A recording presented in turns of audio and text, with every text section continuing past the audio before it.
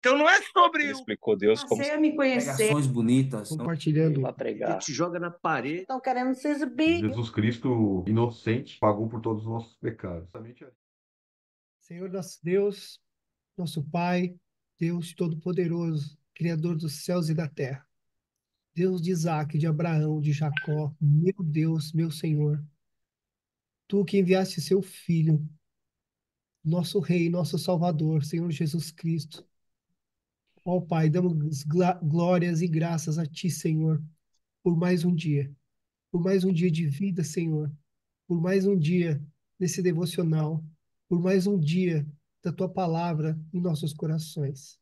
Clamo a Ti, Senhor, que o Senhor fale no coração de cada um nessa noite, nesse dia, nessa manhã, e que essas palavras, Senhor, germinem em nossos corações e enraizem profundamente, Pai, trazendo-nos entendimento que atinge o nosso espírito e a nossa alma, Pai. Para que a Tua palavra, Senhor, gere transformação em nossas vidas. Que a nossa fé hoje, Senhor, seja extraordinariamente fortificada, Pai. Que o nosso amor cresça cada vez mais. Que o nosso caráter, Senhor, se aproxime do Seu. Que o nosso coração, Pai, seja como o Teu. E que tenhamos a graça do Teu maná de nos parecermos contigo cada vez mais. Para a honra e glória do Teu santo nome, Senhor, entrego a Ti esse devocional. Que o Senhor esteja conosco. Que esteja na casa de cada um agora. Nos seus corações, abrindo entendimento e falando, Pai, através do Teu Espírito Santo, a cada um de nós e aqueles que vão escutar depois. Nós te amamos, Senhor, te damos honras e glórias e clamamos a Ti, hoje e sempre. Em nome do Senhor Jesus. Amém. Amém. Amém. Glória a Deus. Ai, ai. Meus irmãos, abram aí comigo aí na carta aos Hebreus, capítulo de número 11. O verso é o de número 21. Vamos ler só esse daí. Carta aos Hebreus, capítulo 11, versículo de número 21. Diz assim a palavra: pela fé, Jacó, próximo da morte, abençoou cada um dos filhos de José e adorou, encostado na ponta de seu cajado. Poderia ler como é que está aí na sua Bíblia, James? É o 21? É, o 21. Pela fé, Jacó, prestes a morrer, abençoou cada um dos filhos de José e se curvou para adorar, apoiado em seu cajado. Glória a Deus. Irmão Mário, lê aí como é que está na sua. Pela fé, Jacó, quando estava próximo da morte, abençoou ambos os filhos de José e adorou, inclinando-se sobre o seu cajado. Irmão Lucas, aproveita, lê aí para nós também. Pela fé, Jacó, quando estava para morrer, abençoou cada um dos filhos de José e, apoiando sobre a extremidade do seu bordão, adorou. Ah, pronto.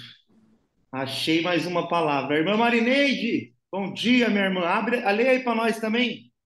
Pela fé, Jacó, quando estava para morrer, abençoou cada um dos filhos de José e, apoiando sobre a extremidade do seu bordão, adorou a Deus. Glória a Deus. Amém, irmãos. Por que eu fiz isso? Pedi para cada um ler o mesmo versículo. Porque em algumas traduções vai estar cajado, em algumas traduções está bordão, e tem outras traduções que está vara. Então, toda vez que você estiver lendo a Bíblia e você vê vara, cajado ou bordão, está falando da mesma coisa. É que nem aqui no Brasil, aipim, mandioca e macaxeira. É a mesma coisa, só depende do estado que a gente está. Amém? Amém. Vamos lá, queridos. A gente vai dar início hoje a falar um pouquinho sobre a vida desse grande patriarca, Jacó. né? O texto começa dizendo que pela fé. Mas para que a gente entenda o que Jacó, qual que é a história de Jacó, é interessante a gente entender o que é esse termo usado aqui no começo pela fé. Já comentei isso com os irmãos, eu acho que logo no primeiro devocional que eu participei, mas é sempre bom a gente é, relembrá-los, né? Interessante que a palavra fé ela surge na Bíblia, no hebraico, com a palavra emuná, né? E a palavra emuná ela significa ter estabilidade, né? Não importa o que aconteça, a sua fé ela tem que ter estabilidade, né? Agora ela aparece no grego também com a palavra pístina, que significa acreditar, porque quando eu tenho estabilidade, eu creio que Deus é poderoso para me ajudar. E a palavra fé ela também vem do latim, que significa fide, que significa tomar uma atitude ou ter atitude. Então a palavra fé, ela não é simplesmente aquilo que você imagina acreditar, não. Fé é ter estabilidade, fé é você acreditar e fé é você também tomar uma atitude. Me explica isso daí na Bíblia, eu já expliquei. Tá todo mundo dentro de um barco, começa um vento, começa as ondas a se levantar, os discípulos estão lá e eles começam a ficar com medo, eles começam a ficar apavorados quando de repente alguém vê alguém andando sobre as águas e eles começam a pensar que é um fantasma. Daqui a pouco Jesus dá um grito assim, ó, não tenhais medo. Aí Pedro fala assim para ele, se és o Senhor, manda que eu vá ter convosco. Porque se o Senhor mandar, eu acredito. Se o Senhor mandar, eu terei estabilidade. E se o Senhor mandar, eu tomarei uma atitude. E o texto diz que ele sai daquele barco e ele começa a caminhar sobre as águas. Ah, mas ele afundou. Mas é melhor ele ser conhecido como o segundo homem que andou sobre a face das águas do que ficar com medo dentro do barco. A nossa fé nos leva a viver o extraordinário de Deus. Amém?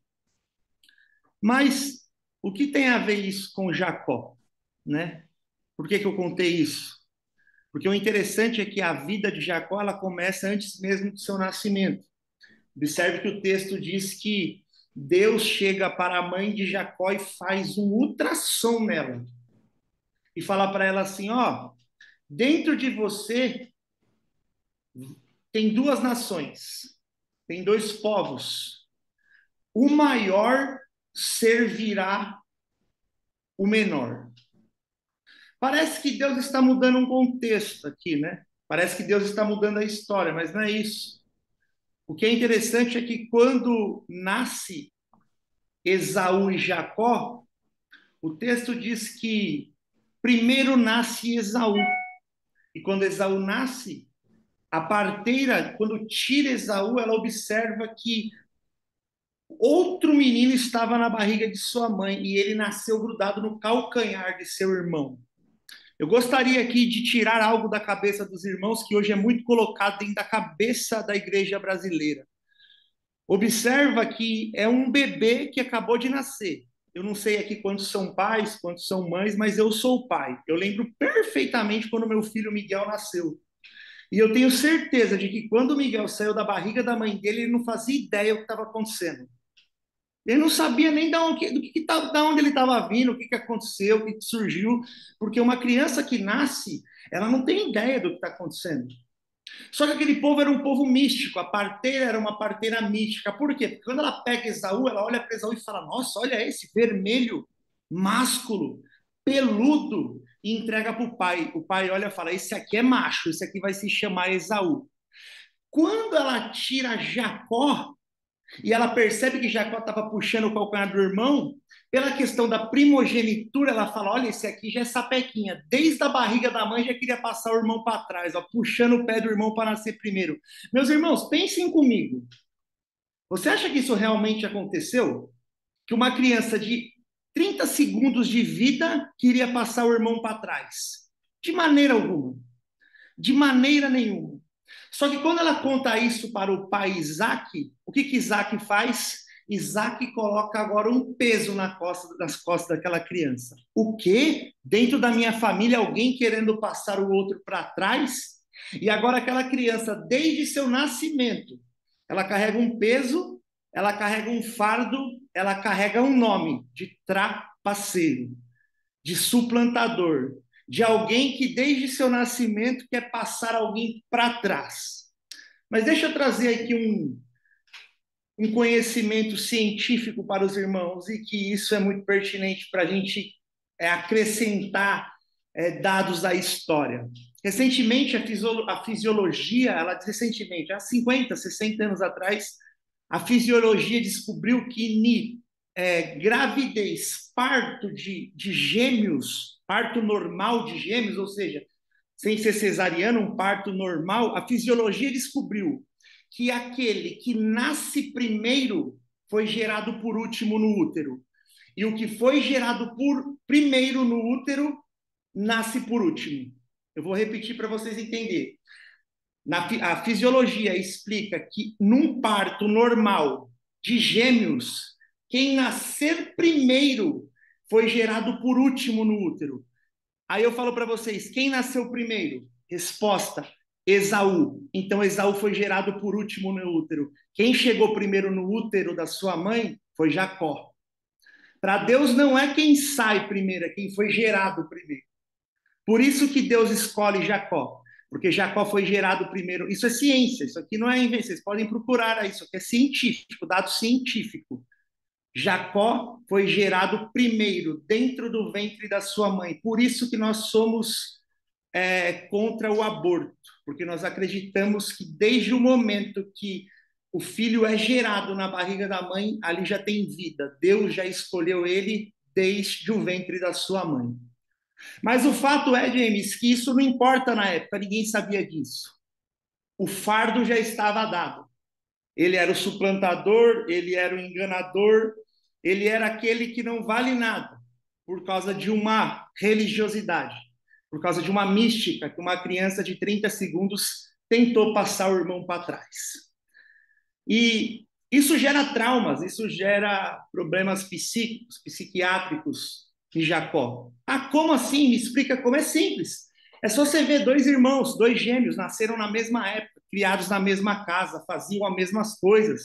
E o texto é bem claro, enquanto um estava caçando, enquanto um estava fazendo aquilo que eu posso dizer, apropriado para o irmão, para um homem na época, o outro irmão sempre estava na barra da saia da mãe. O outro estava sempre escondido dentro da cozinha. Ou seja, a psicologia hoje já ia mostrar que esse menino aí tem síndrome de inferioridade. Por quê? Porque desde criança foram colocados na cabeça dele que ele não valia nada. E ele nem entendia por quê. Essa é a grande verdade.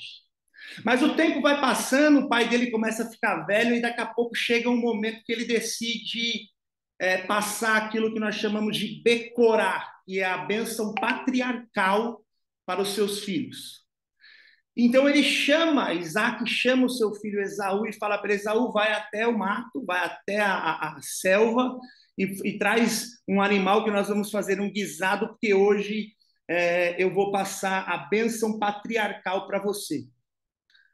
O texto diz que a mãe dele escuta isso, enquanto Isaac vai até a selva buscar o animal para fazer um guisado, ela chama Jacó e fala, olha Jacó, é o seguinte, eu vou preparar um guisado e você vai até seu pai, porque o seu pai vai dar a bênção patriarcal para o seu irmão, e eu vou fazer com que a bênção chegue a você. Por quê? Porque ela lembra que Deus falou que o maior ia servir o menor. Sabe aquela mãe que quer dar uma ajudinha para o filho? Sabe aquela mãe que quer dar uma força para o filho? Na verdade, ela está querendo dar uma força para Deus, né? Como se Deus precisasse de alguma ajuda nossa para alguma coisa, né? Eu acho que praticamente 90% das mães são assim, né? Sempre quer dar um jeitinho para ajudar o filho. Mas o que é interessante, meus irmãos, é que... Deixa eu só citar uma coisa aqui. Mas o interessante é que ele fala, mãe, mas como é que eu vou fazer para chegar na presença do meu pai? Meu pai está cego, ele não está me vendo. mas o meu irmão é peludo, é cabeludo. Quando eu chegar perto dele, ele vai reconhecer que eu não sou Esaú, que eu sou Jacó. Aí o texto vai lá, diz que eles matam o animal, pega o pelo do animal, passa no corpo inteiro de Jacó. Aí Jacó pega um guisado, entra na presença do pai e fala para o pai: pronto, pai, está aqui o guisado. Aí Isaac fala: ué, chegue mais perto de mim. Aí ele chega perto. Aí ele falou: me empresta seu braço. Aí Isaac começa a palpar o braço dele.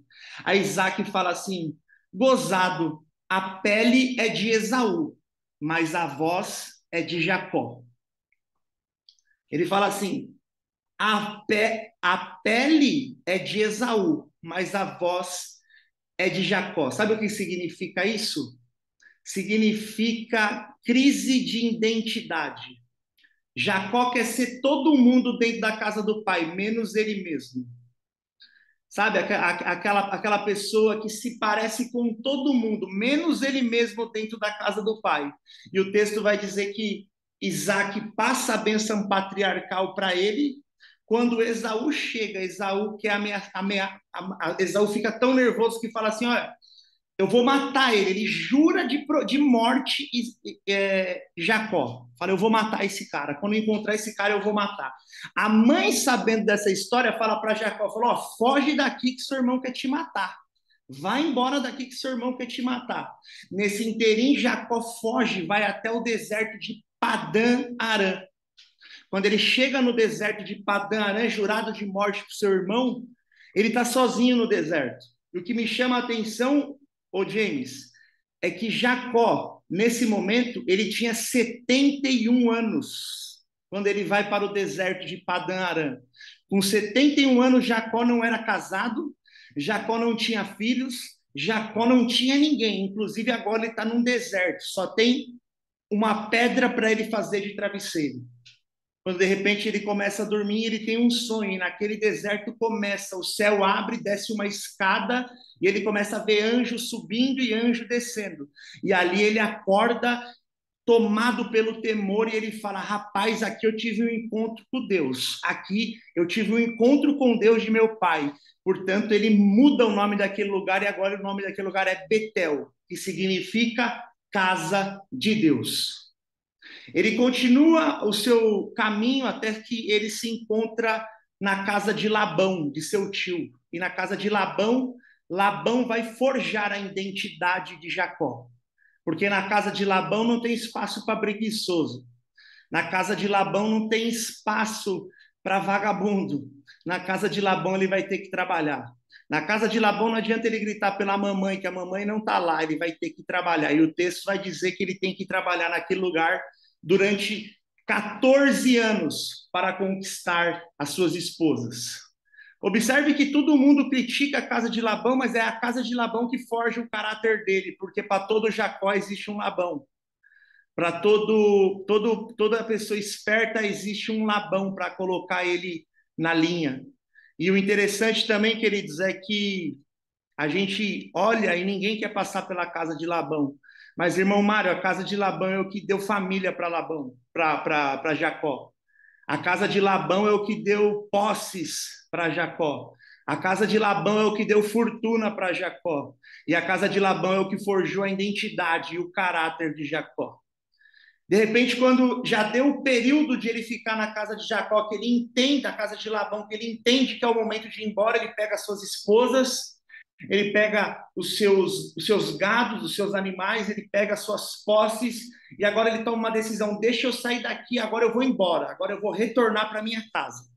Quando ele está indo no deserto, alguém chega para ele e fala assim para ele: Jacó, olha, seu irmão está vindo aí, Esaú está vindo aí. O que vem automaticamente na mente dele? Ele fala: meu Deus, a última palavra que o meu irmão me deu foi que ele ia me matar. O que ele estrategicamente faz? Ele separa a sua família. Ele fala: bom, é o seguinte, deixa eu separar minha família, que meu irmão é muito mais forte que eu. Se ele vier, ele vai matar só a metade, o resto vai fugir e vai salvar pelo menos o meu legado, a minha herança, alguns dos meus filhos vão ser salvos. Então ele separa a família dele e ele vai até um lugar agora chamado Val de Jaboque. Quando ele chega naquele lugar, ele começa a se quebrantar, ele começa a chorar, ele se dobra, quando de repente o texto fala que um anjo aparece até ele. E o anjo percebe que ele não está bem, e ele começa a falar com o anjo, e daqui a pouco o anjo faz uma pergunta para ele que é sensacional. Sensacional. Aqui é a parte principal da história. O anjo fala para ele assim, James, fala. Na nossa tradução fala assim: como é o seu nome? No original, o texto diz assim: que o anjo pergunta para ele: como é que te chamam? O anjo fala assim para ele: como é que te chamam? E ele fala assim para o anjo: me chamam de Iacov, que significa enganador.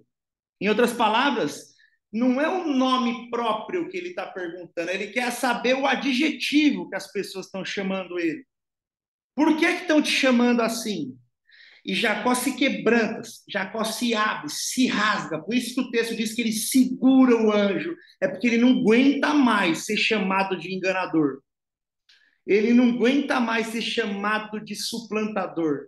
Ele não aguenta mais ser chamado de uma pessoa que não presta. Então ele gruda o anjo e fala: daqui você não sai enquanto você não me der minha bênção. Me chamam de enganador. Eu não quero mais ser chamado assim. Aí o anjo vê que ali ele se abre, que ali ele se rasga na presença do anjo, e o anjo olha para ele e fala: a partir de hoje, nunca mais vão te chamar de Jacó, mas o seu nome será Israel, porque como príncipe lutaste com Deus e com os homens. Como assim? Com Deus ele lutou naquele momento. E com os homens? Com os homens, desde o nascimento dele, ele tem lutado, ele tem tentado mostrar que ele não é aquela pessoa, ele tem tentado mostrar que ele é uma pessoa diferente. E o nome dele é mudado naquele lugar. E o interessante é que a hora que muda o nome daquele lugar, ele muda o nome dele naquele lugar, ele também muda o nome do ambiente. Agora o nome daquele ambiente é Peniel, que significa vi Deus face a face. Lembra que no primeiro deserto ele mudou o nome, ele colocou Betel, casa de Deus? Que às vezes você não adianta você conhecer a casa de Deus, mas não tem intimidade com o Deus da casa. Ali ele conhecia a casa de Deus, mas ele não conhecia o Deus que manda na casa. Agora Jacó teve um encontro com Deus. Agora ele fala: aqui é Peniel, porque agora eu vi Deus face a face. E aí o texto diz que quando ele sai daquele encontro, ele dá de cara com quem? Com Esaú. E Esaú quer matar ele. Esaú está caçando ele para matar.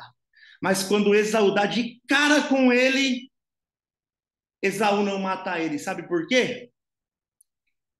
Porque agora Esaú não encontra com Jacó. Agora Esaú encontra com Israel.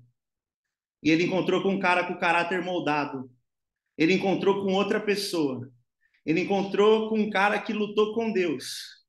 E o interessante é que quando ele encontra com o seu irmão, eles se abraçam e ali houve perdão. Porque aonde há caráter restituído, aonde há mudança de espírito, onde há mudança de vida, ali há perdão. E para mim chegar na parte que nós lemos do texto, eu quero que o James abra aí rapidinho comigo, James. Pode falar. Gênesis 41, aí você leu 50 até o 52.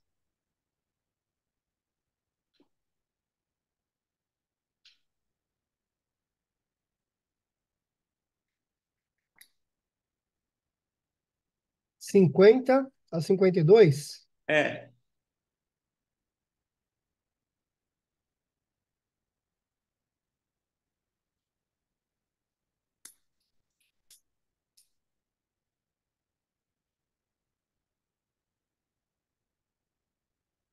Durante esse tempo, antes do primeiro ano de fome, José e sua mulher, Azenate, filha de Potífera, sacerdote de On, tiveram dois filhos.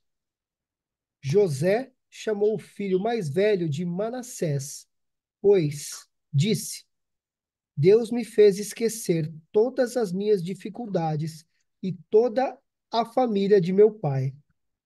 José chamou o segundo filho de Efraim, pois disse: Deus me fez prosperar na terra da minha aflição. Vamos lá. Você disse aí, Gênesis 41, 50.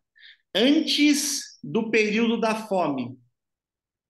Como é que é? Continua aí. Antes do período da fome, o quê? Durante 50, né? É. Durante esse tempo, antes do primeiro ano de fome, José e sua mulher, Azenate, filha de Potífera, sacerdote de On, tiveram 2 filhos. Olha o que Deus fez aqui. Antes da fome vir, antes da dificuldade vir, Deus proveu bênção na vida de José. E assim é na nossa vida. A dificuldade vem, a luta vai vir, mas Deus sempre vai preparar algo que nos dê motivo, que nos dê forças para suportar aquele período difícil que vai vir. Continua de novo, James. Eu vou sempre te cortar. Vai lá. José chamou o filho mais velho de Manassés, pois Que disse: significa o quê? Deus me fez esquecer todas as minhas dificuldades e toda a família de meu pai. E o nome do segundo significa o quê? José chamou o segundo filho de Efraim, pois disse: Deus me fez prosperar na terra da minha aflição. O primeiro é esquecer, o segundo é prosperar. Então me Isso. faz entender que primeiro para eu prosperar eu tenho que perdoar, eu tenho que esquecer, eu tenho que deixar para trás. É isso ou não é? Primeiro, para mim prosperar, para mim crescer, eu tenho que liberar perdão, eu tenho que deixar essas coisas. Eu não posso mais carregar isso no meu coração. Agora, dá um pulinho lá, dá um pulinho no livro de Gênesis 48, 14 e 15.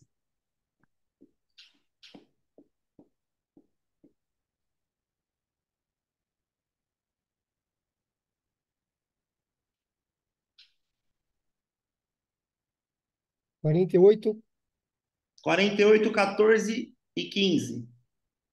14. Mas, ao estender as mãos para colocá-las sobre a cabeça dos rapazes, Jacó cruzou os braços, pôs a mão direita sobre a cabeça de Efraim, embora fosse o mais novo, e a mão esquerda sobre a cabeça de Manassés, embora fosse o mais velho. Em seguida, abençoou José, dizendo: Que o Deus diante do qual andaram meu avô Abraão e meu pai Isaque, o Deus que tem sido meu pastor toda a minha vida até hoje, até o dia de hoje, esse é o 15. Certo? Aqui nós temos um relato que simboliza, irmão Mário, algo cristão. Por exemplo, o texto diz que Manassés ele é o mais velho tem a primogenitura, tem a bênção patriarcal. Quando José pede para o pai Israel abençoar eles, ele está pedindo com a mão direita colocasse sobre o mais velho e a mão esquerda sobre o mais novo, porque essa é a ordem. Inclusive José ele vai até brigar com o pai. Pai, você está fazendo errado, né? O filho quer ensinar o pai como dar a bênção. E Jacó e Israel não é isso que faz. Israel ele coloca a mão direita sobre o mais novo e a mão esquerda sobre o mais velho e abençoa eles, né? Na verdade, ali tipifica mais ou menos o que Jesus disse quando ele veio, né? Ele disse assim: Eu vim para os meus, Manassés, mas os meus não me receberam. Decidi trocar Efraim, né? A bênção está sobre os gentios, a bênção está sobre a igreja. Perceba novamente, eu vim para os meus, Manassés, judeus, mas os meus não me receberam. Decidi trocar a mão e abençoar Efraim, porque Efraim significa os gentios. A bênção está sobre nós, sobre os gentios. Para mim finalizar, irmãos. André, deixa eu Oi, te fazer, posso te fazer uma pergunta aí? Eles claro, eram filhos José, mas eles eram filhos da mesma mãe. justamente, justamente. Então, há um simbolismo. Então, os dois não eram judeus? Não, veja bem, Na verdade, aqui não fala. Os judeus é outra coisa. Hebreus, judeus e israelitas. São três coisas diferentes, por mais que pareçam iguais. Mas, olhe bem, quando José teve o filho com Potífara, acho que é Potífera, filha do sacerdote de ele nasce esses dois filhos. Até aqui tá tudo certo. Os dois são irmãos, tá tudo certo. Quando há a saída do Egito, há um problema com essas duas tribos, porque um tem sotaque um tem um sotaque do Egito e o outro não. Tanto é que teve até eu não me lembro qual que é, mas eu vou procurar ainda hoje, eu te mando ainda hoje. Há um problema entre essas duas tribos e uma difere uma da outra. Então, uma a gente fala que é gentia e a outra é uma tribo israelita, vamos dizer assim, entendeu? Na verdade, Jacó parece que já tinha entendido, por isso que ele troca a mão. Entendeu? Mas hoje eu te mando essa passagem para você entender o contexto disso daqui. Mas aqui na história aqui, são dois irmãos do mesmo pai e da mesma mãe. A única coisa que muda é que quando a tribo, né, por exemplo, são as 12 tribos, Judá, tribo de Efraim, tribo de Manassés, a tribo de Efraim, ela tem um sotaque. O pessoal, eu lembro que na faculdade eles até usavam um termo chamado cibolete, que eles não conseguiam falar tinha uma palavrinha que eles não conseguiam falar. É mais ou menos que nem vocês estão aí em outro país e tem um sotaque diferente, tal. Eles percebiam isso, né? Até em períodos de guerra, quando alguém ia falar com ele, falava: peraí, você tem sotaque de israelita. O outro falou: não, mas esse aqui não tem sotaque de israelita. Então tinha um probleminha disso quando se falava sobre as tribos. Mas depois eu te explico melhor. Vamos voltar lá para o texto para me finalizar aqui. Hebreus 11, 21. Pela fé, Jacó, próximo da morte. Olha aqui, estamos chegando no texto que nós lemos. Presta atenção, James. Ó, pela fé, Jacó, próximo da morte, abençoou cada um dos filhos de José. O texto que nós lemos lá de Gênesis, capítulo 48. E adorou encostado na ponta de seu cajado. Pronto, aqui é para a gente finalizar. Existe um teólogo muito famoso, se eu não me engano, ele é londrino, chamado, se quiser anotar o nome e pesquisar, chama Meyer Pearman. Teólogo, eu não sei se ele é escocês ou londrino, eu acho que ele é londrino.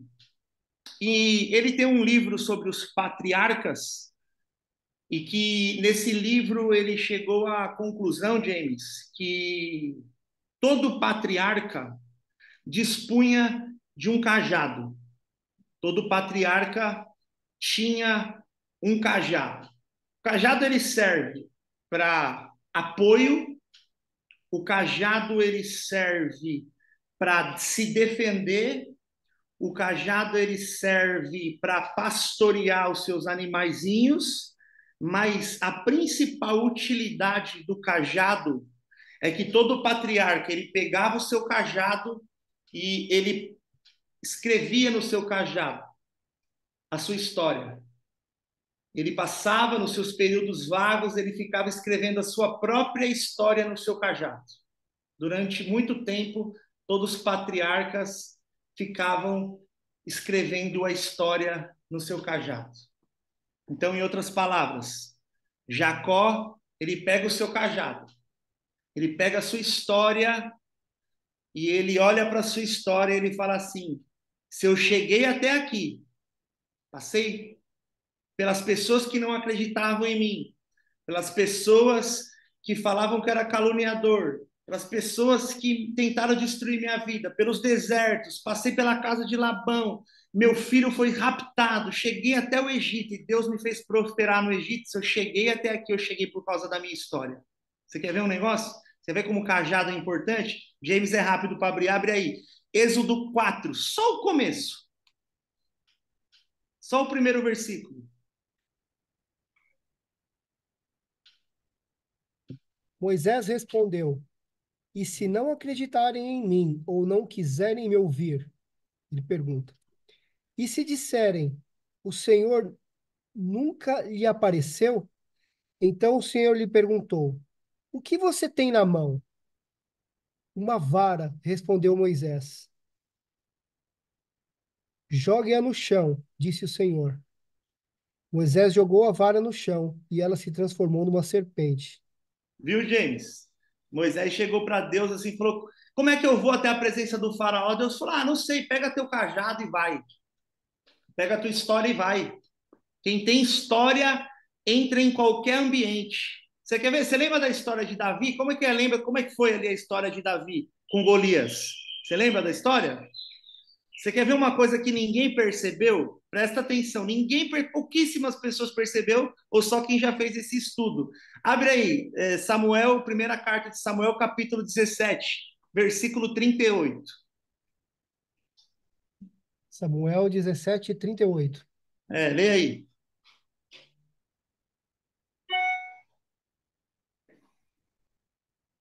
E vestiu a Davi da sua própria armadura, pôs-lhe sobre a cabeça um capacete de bronze e o vestiu de uma couraça.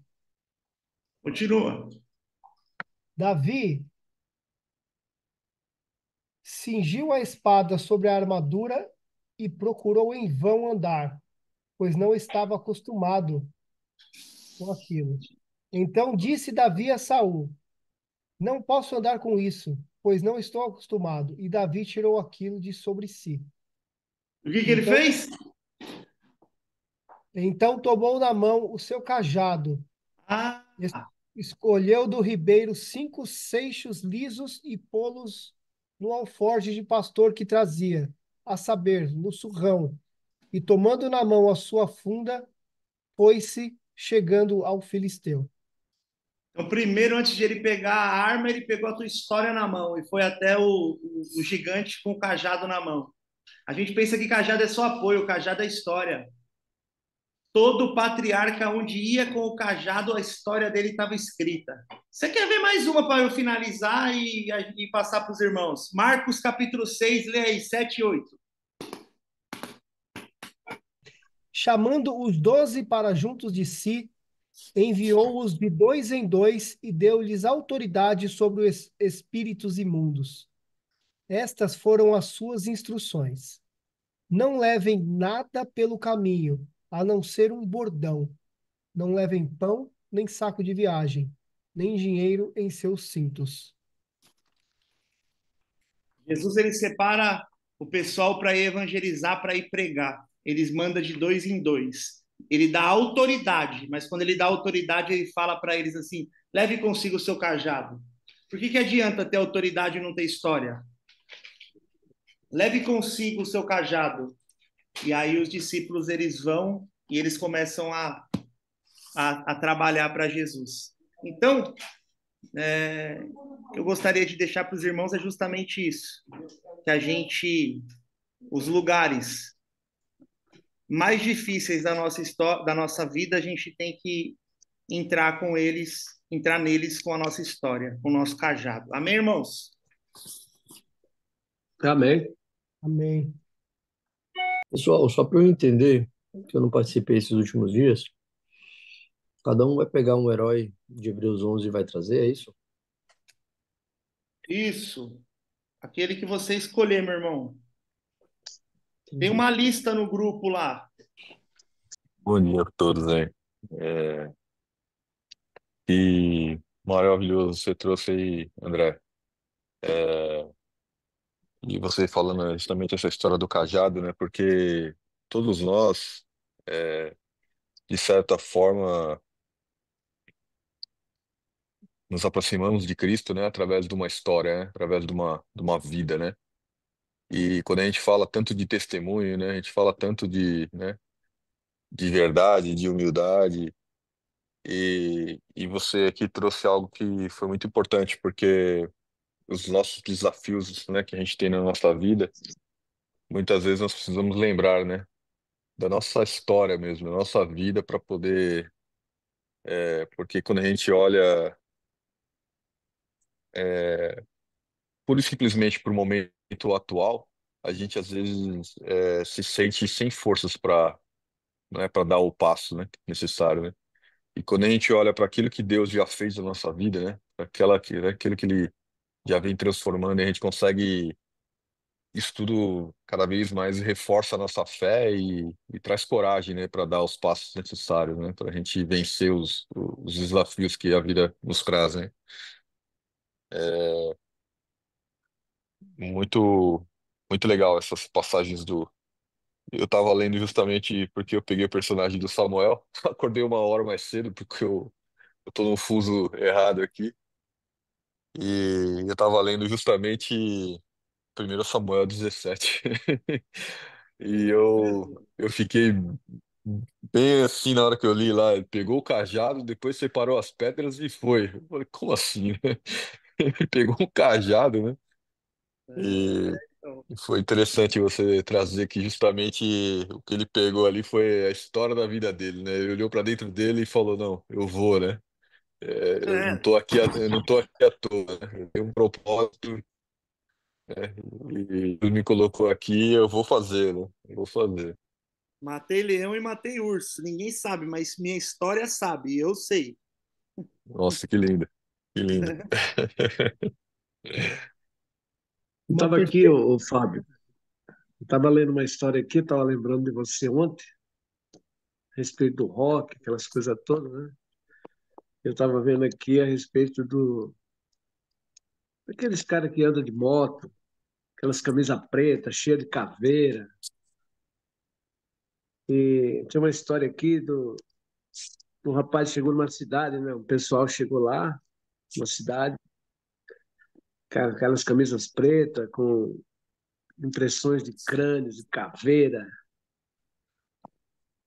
E não, esse pessoal não transmite assim, um ar de tranquilidade, né, meu? Eles sabem como é que eles andam, né? Quando eles chegaram naquela feira ali, tinha uma feira ali naquela cidade, eles chegaram na feira ali e tinha uma tenda, né? Onde eram oferecidos Bíblias, livros evangélicos e folhetos. E eles sarcasticamente se aproximaram ali daquele pessoal ali, do pessoal, e o cara falou: quem é o responsável aqui pela essa banca aqui, né? Para a surpresa dele, chegou um evangelista lá, estava vendendo um livro lá, e falou, né, do amor de Deus para eles, né? Falou que Jesus Cristo era o único caminho, que Jesus Cristo veio para nos salvar, ele deu sua vida por amor de nós. Mas entre aqueles roqueiros ali tinha um meio mais afastado assim, ficou ouvindo, né? Você vê como é que é as coisas. Ele ouviu, pegou um folheto escondido assim, colocou no bolso e saiu. Diz a história aqui que passaram-se 30 anos. Esse jovem veio a crer em Jesus Cristo naquela época ali e livrou ele daquele vício, né? E salvou ele da condenação eterna. E o fez conhecer a paz com Deus. Ele passa a compreender as particularidades do Evangelho e se torna um pregador das boas novas. 30 anos mais tarde, o antigo roqueiro prega em sua cidade natal e relata este acontecimento de sua vida. Entre os ouvintes, na primeira fila, ele vê um senhor idoso que ouve com atenção e está visivelmente comovido. Repentinamente, o pregador o reconhece. Ele é o crente que outrora lhe havia falado do amor de Deus. Lança o teu pão sobre as águas, porque depois de muitos dias o acharás. glória a Deus. Porventura, a minha palavra não é como fogo, diz o Senhor, como um martelo que esmiuça a pedra? Nossa, a palavra de Deus é tremenda. E ela esmiuça a pedra. Quando a pessoa ouve, ela não suporta. Pode até não ser na hora, mas o efeito vai chegar na hora certa. E os filhos como disse Jesus, para aquele cobrador de impostos, esse aqui também é filho de Abraão. Então, amados, quando a palavra encontra com um escolhido, ele não, ele não resiste. Ele vai para Jesus. Irmão Amém, Mário, amados? o senhor me fez lembrar agora, essa semana mesmo, acho que foi uns 2, 3 dias atrás, eu tava mexendo nas redes sociais e eu acho que tudo tem. Eu esqueci o nome da palavra, o James deve saber.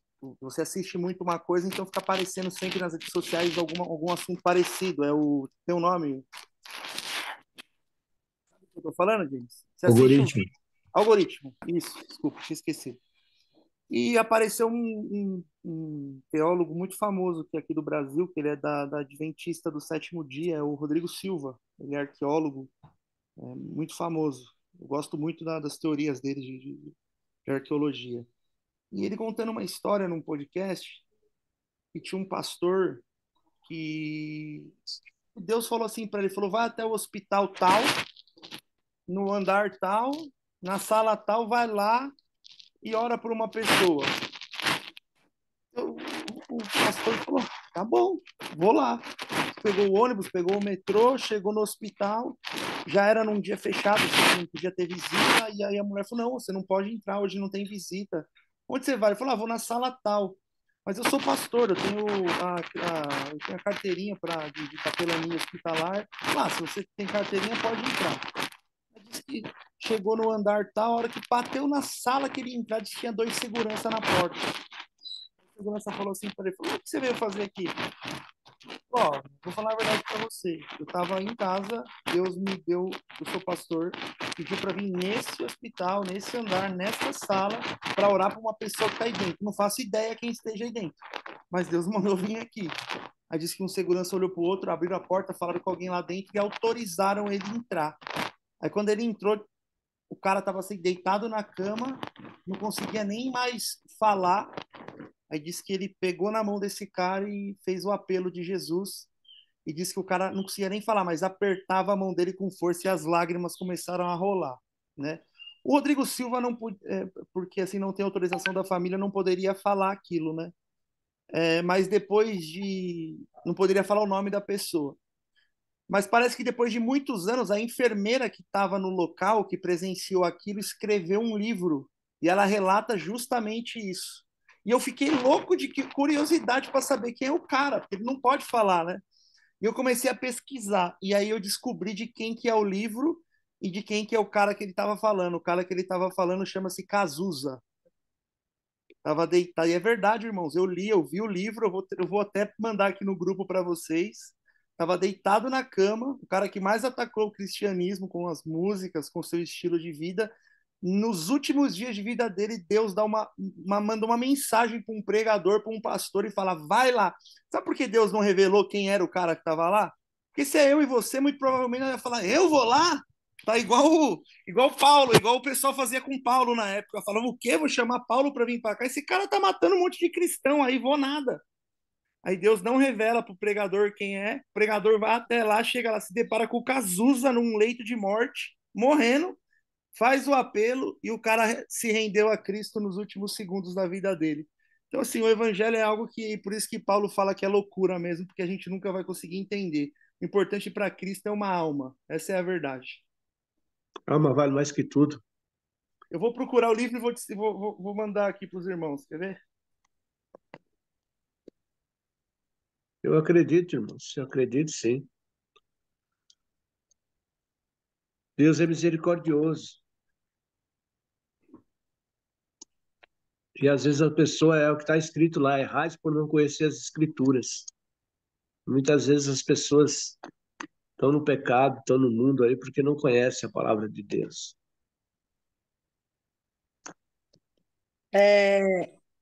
Licença. Eu fico, amados, um dia que eu não dei.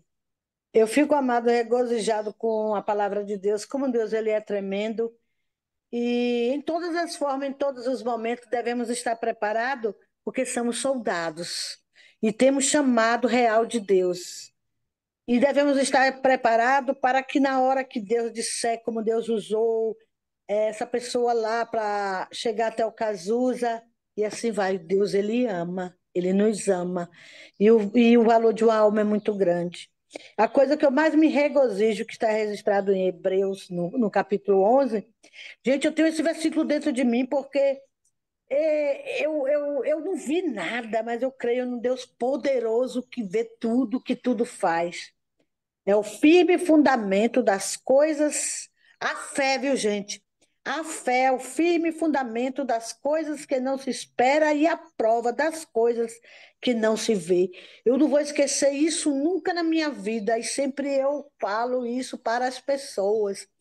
como eu disse para aquele rapaz no ônibus, que ele falava que do tempo que o povo dizia que Jesus está voltando, que Jesus está voltando e que Jesus não estava voltando.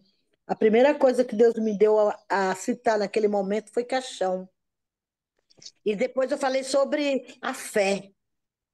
E eu creio que Jesus voltou, eu creio que Jesus nasceu, eu creio que Jesus morreu, eu creio que Jesus ressuscitou, eu creio porque eu sou imagem e semelhança de Deus, e eu creio que eu vou receber uma coroa de glória se eu permanecer fiel. E Deus, ele é tremendo e fiel para conosco. E a coisa que me regozija nesse ponto aí desse versículo, e sei que nenhum desses heróis foram decepcionados, porque Deus é Deus. E o cajado em si, que Deus fala com, apoiou-se depois dele abençoar os seus filhos, aquele amor tão grande dele para com os filhos, abençoando, deixando a dispensação de Deus, bênção. O que Deus requer de nós não temos um cajado visual, mas temos nos descansar no Senhor e abençoar em todo tempo, a todo momento tem que vir a bênção e o extraordinário de Deus em nossas vidas, que é a chama do perdão. Deus tem falado tanto comigo nos últimos tempos sobre o perdão. O perdão é mútuo. Se a gente não perdoar, se a gente não liberar as coisas que as ofensas vêm. E a gente tem que estar preparado com o coração digno para a gente perdoar as ofensas, assim como nós, como Deus nos perdoou, né? Perdoar as ofensas, assim como Deus perdoou as nossas ofensas. E aí está tudo na mão de Deus, eu não sei, mas Deus tem colocado isso na minha vida e as pessoas que eu consigo ver, é isso aí. Eu passei por um momento muito difícil e depois que eu voltei para Jesus, não é mar de rosa, servir Jesus não é fácil. O neguinho tá pensando que vai sair de lá do mundão e que ele vai ficar de vida, sabe, daquele jeito. Não vai. Porque Deus, ele nos chama para nós estarmos na presença dele, servindo ele e guerreando contra a astuta cilada do inimigo para vencermos. E demonstrar o amor, olhar com, com fé, olhar para o alvo, que é do alvo que vem nosso socorro, e nós temos que estar na dispensação real de Deus. Somos soldados do Senhor. Cada um sabe mais um pouquinho do que o outro, não tenho curso de teologia, mas eu estou aqui na presença de Deus. Já falei que eu tenho um pouquinho de geologia, é a faculdade minha, mas Deus é o Deus que tem o Espírito Santo que manda para nos orientar, para nos revelar o que precisa ser revelado, e nós todos somos bem abençoados aqui nessa manhã. Fico grata, em nome de Jesus. Vou ter que sair. Por favor, me perdoe eu não ficar até o final. Fábio sabe. Viu, dona Marinete? Você não leva o celular no carro e vai ouvindo, viu? Não dá. Eu só tenho internet aqui dentro de casa. Tenho É, internet dentro de casa. E nem carro eu tenho, irmão Mário. Já tive carro. Mas Deus vai me dar um carro, porque a promessa de Deus, a promessa de Deus para mim é eu ganhar uma coroa de glória. Mas Deus também dá a regalia de dar pelo menos uma bike, uma moto, uma bis. Oh tá my assim, God. não, eu acredito. Deus já me deu dois. Oh, glória a Deus, oh my God. Então eu vou ficar esperando em Deus, porque Deus é Deus. Deus é Eu Deus. vou Deus contar um testemunho para você dos carros que Deus me deu. Ok, ok. Eu vou lhe ouvir depois, viu, filho? Vou lhe ouvir depois, que eu sei que vai ficar gravado. Então, meus amores, Deus abençoe. Amém, irmã. Aí Amém, vai, dona Deus te Marinete. abençoe. Amém. O que me chama muita atenção também, Pastor André, a hora que você estava comentando sobre Jacó o nome dele virar, que era acusado, né? O mentiroso, qual que era? Tem duas possibilidades, eu não vou Enganador, né? afirmar, mas tem duas. Existe Yaakov, que Yaakov é raiz calcanhar, grudado no calcanhar, e tem a segunda, que é a que todo mundo utiliza, que Yaakov significa suplantador ou enganador, né? Trapaceador, né? Na E a verdade, gente vê aí eu quando ele acredito, se. acredito que isso é místico, ou seja, é aquela coisa daquele pessoal antigo, parteira, religiosa, mística, porque assim, tem pessoa que não concorda muito com o que a gente fala sobre isso daí, porque botaram na cabeça dela que realmente, cara, você quer ver? Tiago vai falar que nós e Elias somos a mesma pessoa. A diferença é que ele tinha mais comunhão com Deus do que nós, né? Então, assim, por que que o meu filho é diferente de Jacó quando nasceu? Eu vi meu filho nascendo, eu já vi duas crianças nascer. Uma criança de 30 segundos de vida não tem noção do que está fazendo, Fábio. É Não tem o. conversa. Isso é básico. Se a pessoa for muito mística, aí, não, mas ele já sabia, porque ele grudou no pé do irmão para puxar o irmão para trás. Tava apertado, um chutando o outro ali, como criança, e aí, por acaso, a mãozinha do moleque tava grudada no calcanhar do outro. Entendeu? Agora tem gente que vai falar: não, não, ele tava grudado porque ele já era sem vergonha desde que ele tinha 30 segundos de vida. Essa pessoa que fala isso aí, eu acho que ela nunca teve filho, porque não tem como. Jesus já fala que delas é o reino dos céus, pô, das crianças. Como que a criança era sem vergonha quando nasceu? É. Mas o que me traz a lembrança quando você contou essa história é que foi que quando mais velho ele se tornou Israel, né? O nome dele. Houve uma transformação profunda nele. E aí, como o senhor Mário disse, né? Existem situações onde as pessoas, por exemplo, lá os motoboy, lá moto, clube de moto, né? E hoje até os clubes de moto até tem uns que estão até mais bonzinhos, né? Já sorri mais, mas antigamente eu lembro quando eu era garoto, era que se passava um grupo de moto desse aí, você já se escondia que os caras iam passar jogando pedra, né? Cuspindo fogo, né? E andava meio bruto, meio, né? Com um cara amarrado e tal, né? E a gente percebe Jesus quebrando o coração, né? Quando o Israel ele se torna Israel, né? Quando Jacó se torna Israel e ele se aproxima do irmão Esaú, né? Esaú já não consegue mais ver maldade, né? Ele também o coração dele também é tocado, né? Então a gente percebe quando a gente é transformado por Cristo, né?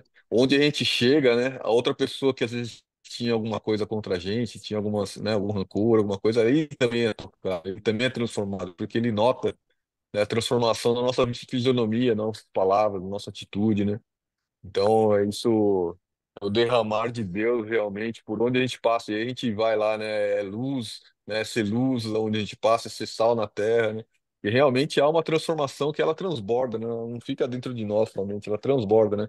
O que aconteceu ali com Israel, né? Ao encontro do irmão ali, o irmão foi tocado e o transbordo do amor de Cristo, né? Envolveu ambos ali naquela situação, né?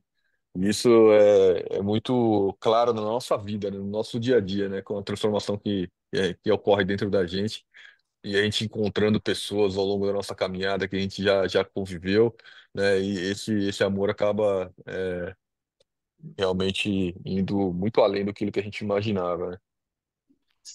Ô, irmão Fábio, viu? Ô, Mário, só para mim, Oi. é, você estava comentando sobre isso essa semana mesmo. Olha que interessante.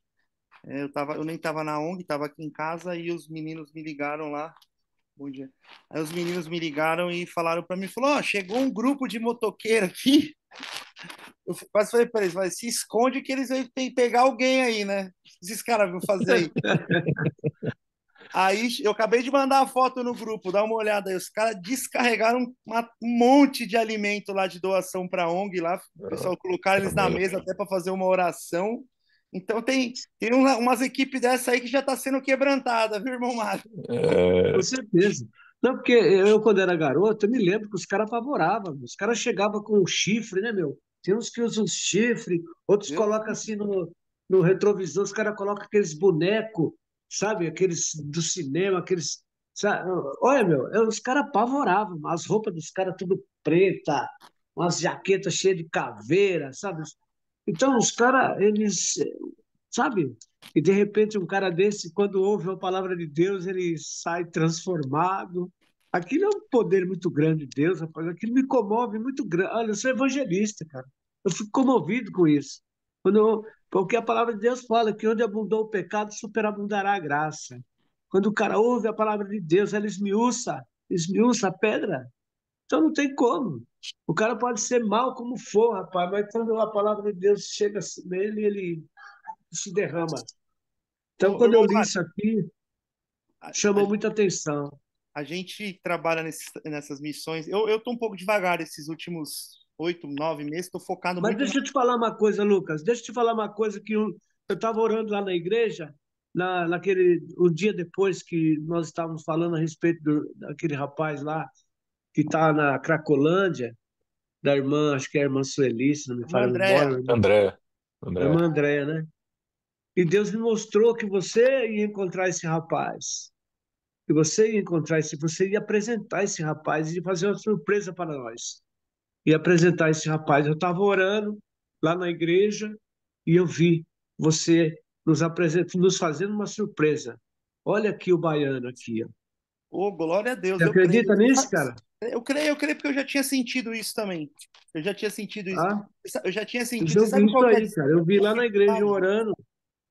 Ó, eu vou te mandar aqui, ó. Olha, Eu, olha eu, no. eu posso falar que eu tenho isso no meu coração também, desde o dia que ela falou, sabia? Eu também tenho. Eu também tenho. Direto, direto eu vejo isso. Você quer ver? Ó, eu vou colocar aí no grupo. Qual que é vamos se dizer assim? Ó, a Cracolândia eu vou mostrar para vocês como é que tá agora. Qual que é o nome do rapaz? É Alberto, né? Alberto. Olha que aqui deixa eu ver se eu acho um vídeo. A Cracolândia ela tá com 6.000 pessoas. Então, achar dentro da Cracolândia é só Deus permitindo mesmo. Agora, nos 6.000 arredores, pessoas? Meu 6 mil, Deus. 6.000 pessoas elas passam o dia todo na Cracolândia, né? Ficam ali um pouquinho e dão uma volta no centro para arrumar um ferro velho, alguma coisa, e volta e fica ali aproximadamente 6.000 pessoas. Então, Nossa. ó, eu vou mandar uma foto. Aqui felizmente a gente tem que mostrar a realidade. Eu mandei uma foto aí para os irmãos. Olha o pé desse rapaz que a gente estava fazendo o trabalho lá. Ó. Caramba. É muita gente, mas a gente vai encontrar assim, eu tenho certeza disso, porque a irmã a família sofre muito, a irmã tá orando, e a gente acredita que a gente vai conseguir ajudar assim. Eu não tô achando uma foto aqui de. Mas só para voltar ao assunto lá, irmão, Mário, o senhor estava falando, eu tenho capelania carcerária, hospitalar, comunitária. Não tô indo na carcerária já tem bastante tempo. Mas eu conheci um presbítero que é amigo meu. Esse cara ele tinha, sei lá, 180, 200 anos de cadeia para cumprir. Eu até apresento para vocês. Fique tranquilo que hoje você não vai conhecer um cara mais crente que ele. E ele já ficou no manicômio. Ele conseguiu fugir do manicômio. Ele estava jurado. Ele foi do PCC, liderança do PCC. Ele estava jurado de morte pela polícia, pelo PCC. O cara tava Não tinha mais saída para esse cara. Aí um dia ele fugiu de Minas, que ele estava escondido em Minas, e veio para São Paulo, ele me contando, para assassinar um cara. Ele veio para matar um cara aqui que não sei o que tinha acontecido. Só que antes de fazer isso, ele foi na porta da casa dele lá procurar a mãe dele. E ele viu que a mãe dele tinha entrado numa igreja. E disse que ele passou na porta da igreja, ficou olhando assim, algo tocou nele, ele entrou, sentou no último banco. E ele assistiu o culto todo. No final, o pastor fez um apelo. Ele disse que as lágrimas dele levantou a mão e aceitou Jesus. Aí disse que daqui a pouco a mãe dele começou a chorar e o pastor, por que você conhece esse rapaz aqui? Aí ela falou: esse aqui é o fulano de tal, que a gente está fazendo campanha há 10 anos. Aí todo mundo ficou maluco, tal. Saíram daquele lugar, já foram para um encontro com Deus de 3 dias com ele. Só que ele tá 200 anos de cadeia. O cara tinha que votar. A polícia parou, ele ia preso, ou matar ele. Acabou, ele chamou o pastor no domingo, pediu para o pastor arrumar um advogado para apresentar ele na delegacia, que ele queria se entregar. Aí o advogado puxou a capivara dele e falou: meu amigo, você tá maluco? Se você for para a delegacia, nunca mais você sai. Ele falou: meu irmão, eu vou fazer o quê? Me dá uma Bíblia que eu vou, porque Deus mandou eu ir para lá. Aí beleza, aí ele pegou, foram para a delegacia, deu até televisão. Foi até na televisão, fulano de tal se entregou. Aí, tantos anos de cadeia, ele se entregou, ninguém entendeu por quê e tal. Beleza, foi para dentro da cadeia.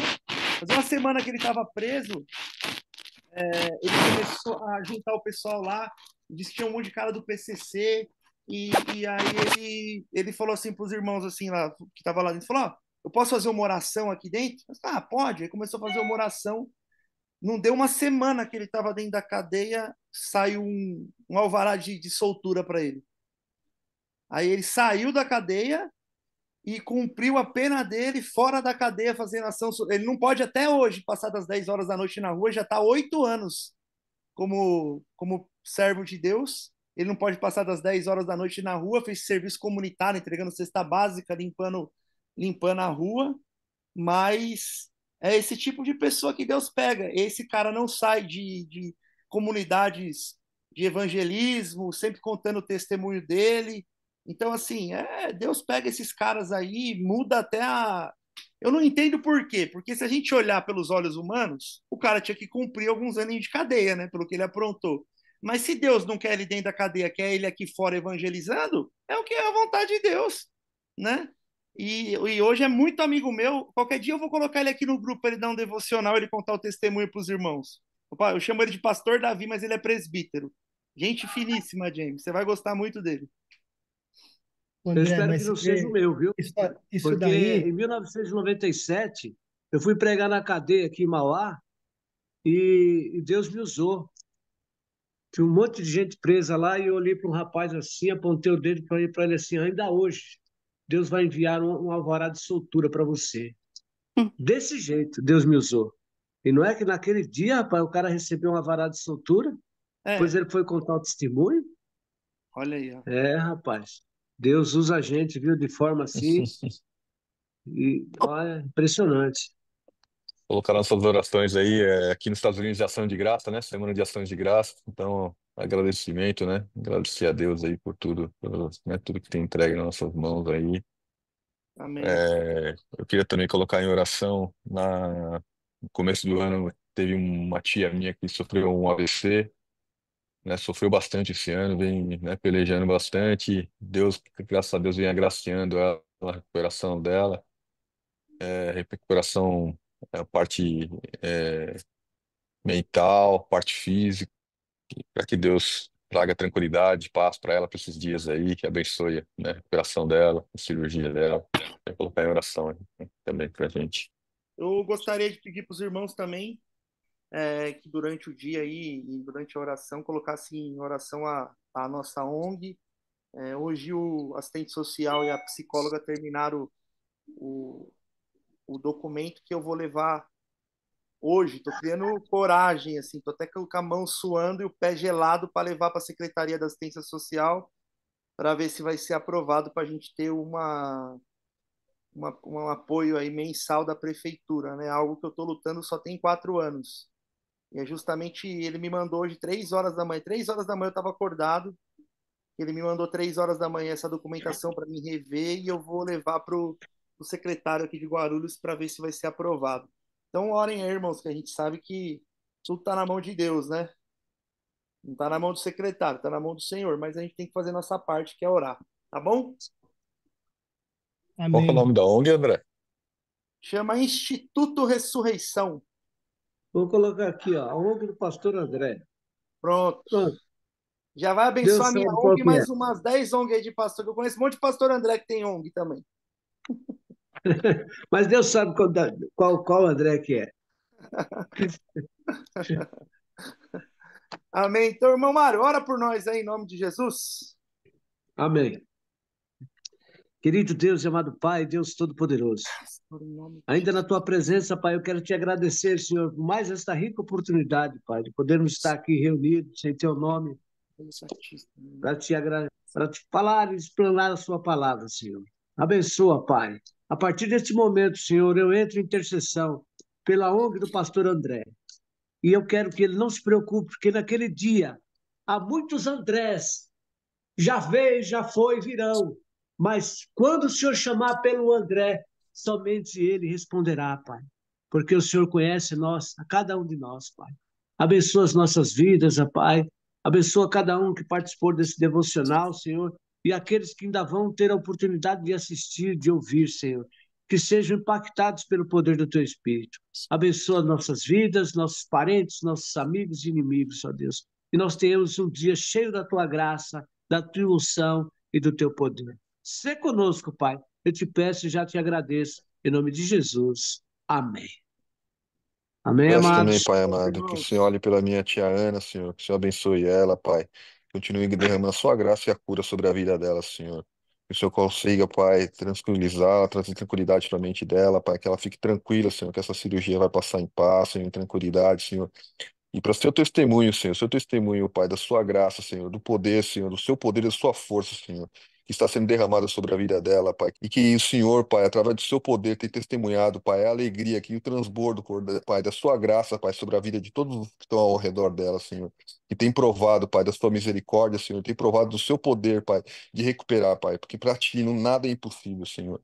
Obrigado, Pai. Eu te agradeço, Senhor, toda a transformação que o Senhor tem trazido na minha família, Senhor, através da minha tia, Senhor, que sofreu esse AVC, Senhor, mas ela tem se recuperado, Pai, e com alegria, Senhor, sem murmúrios, Senhor, com alegria, Pai, transbordando no coração de todos ao redor dela, Pai. Que o Senhor traga tranquilidade, Pai, e na semana que vem, Pai, que essa cirurgia seja tranquila, Pai, traga recuperação rápida, Senhor. E como o médico ontem disse, Senhor Jesus, que em breve ela vai andar, Senhor. Em teu poder e tua graça, Senhor, eu creio, Senhor. Amém. Amém, Senhor.